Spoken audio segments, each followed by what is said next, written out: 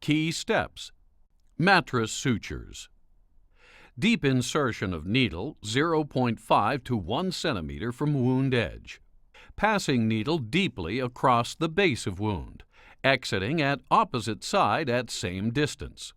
Reinsertion at 0.3 centimeters from edge on same side of wound. Crossing wound and exiting at same shallow depth and tie knot. Mattress sutures are useful in wounds under high or moderate tension and where eversion of wound edges is desired. Vertical mattress sutures are initially a simple, deep interrupted suture, with the needle penetrating the skin 0.5 to 1 centimeter from wound edge, depending on location and size of the wound. Track the suture needle across the wound to 75% of the wound depth, and emerge from the opposite side at the same distance from the skin.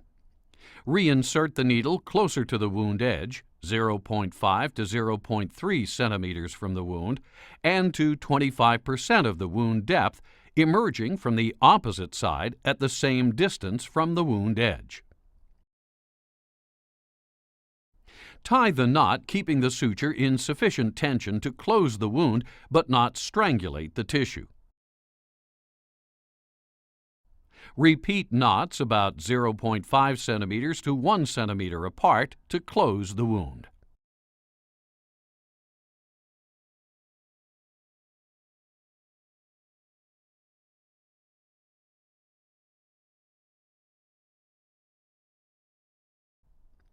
In this segment, we see the final stitch being placed with a closer view.